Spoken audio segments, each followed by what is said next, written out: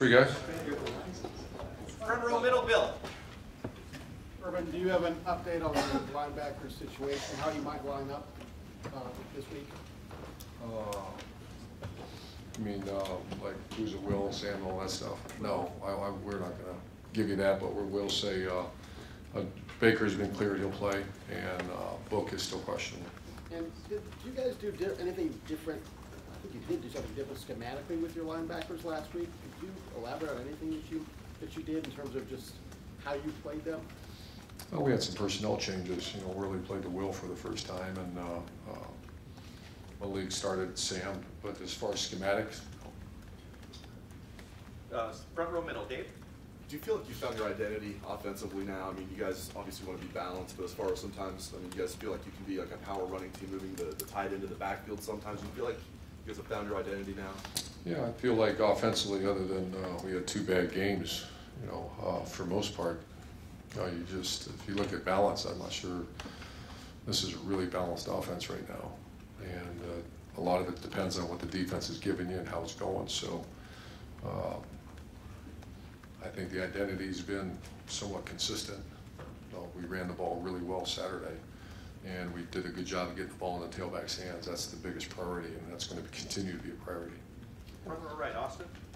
Urban, was it possible that Mike Weber was still dealing with some of the hamstring into even the last couple of weeks? Because it just looked like he was a different player physically, yeah. Yeah, we got him out too. I mean, he opened it up, but he's, you know, it certainly was the first half of the season. He wasn't at full speed. You saw him a couple times get in the open field, and he got caught. I remember a couple times right off the top of my head, but he's full speed. He had a great practice the last 2 days too. To have him, I don't know, maybe in some ways it's a benefit that he didn't get all those carries early in the year. That you might be fresh with both of those guys. You see it that way? I think it's probably it's a good time for him to be where he is right now. Second row, right, Tony. Urban, is Joe Burrow 100% all good? He is. Can you have a quarterback battle for that backup spot with him being hurt like he was, and then you've got... That's hard during the season because you just don't get the quality reps, and so not really. You can't really have a battle. They're both on call and both ready to go. Third row, right, Nick. This will be the last go-around for the kids that came in the 2013 recruiting class. They kind of left in stages. It wasn't everyone at the same time. But what did that class mean to you, and what does it mean to Ohio State?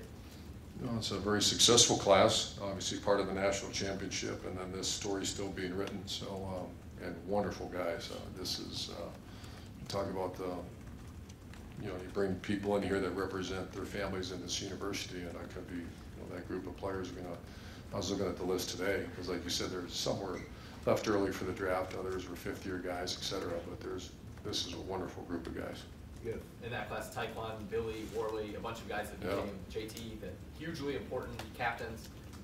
Just to you personally, is this a special group? It sure is, and I'm indebted to them because it's the names you just mentioned have been nothing, but we ask them to jump and they say how high, and that's what you look for when you go recruiting. Front row, right, Tim. Yeah, Urban, is there ever a perfect time to have like a ceremony like you're going to have before the game? You know what I mean? The seniors coming out, the emotion that's involved, and you know, when would be a perfect time for that? Obviously, it's our last game in the shoe, but you guys have quite a few games left, et cetera. Have you ever noticed it has an impact on the game? I think leading up to the game, but not really. Once the foot hits the ball, I go back to my first one here, and when John Simon was DQ'd right before the game, I mean, that was emotional. But other than that, you know, it's a great tribute to our players. I love the way we do it. Everywhere I've gone, I've tried to do exactly the way Ohio State does it, and then obviously the next week will be senior tackle. So I'm not sure I can answer that one other than it's it depends on the group. I made the comment many times, just because you're a senior doesn't mean you've earned anything. Some senior time to go. You know, there's a group of seniors, this group, that you wish weren't leaving. And one other thing is, how do I ask this so I can get an answer? Do you feel like you guys, do you feel like this group has put itself back in the picture? I mean, how huge was last week's rebound in your mind to see a team? You know, beat Illinois. Yeah. Stay focused. Well, with follow up to that, we found out about Baker and Booker pretty much on game day. Is anybody dealing with anything this week that's of any magnitude? No. And the reason last week we weren't exactly high, we didn't know this time last week. Front row left, Doug? Urban, this is a question that could have been asked about JT anytime in the last couple of years, but here you are, you're game planning for a game like this. You've had veteran quarterbacks in your career, you've worked in young quarterbacks in your career. Just how different is it when you're getting a game plan ready and it's a guy who's done it so many times that you know understands everything, can do everything, versus the times in your career when you've had a young guy? I think awful is probably the appropriate word when you got a young guy. You're excited because you want to see him develop like JT his first year. I mean, we had no idea what was going to happen.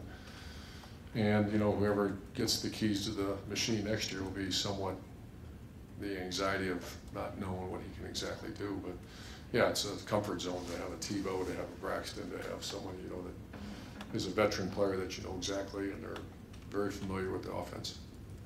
And final question, far left, Matt? Just going like to you're playing, and you're playing a lot of really young guys, like 16 starters that are true freshmen. What do you see with this group you're about to play? What do you I see what I've been in similar situations where you just say, I'm going to build and take young players, and they're very good young players, and they're betting a ranch on them, which I think that's appropriate. Great. Thanks, Thank guys. you very much.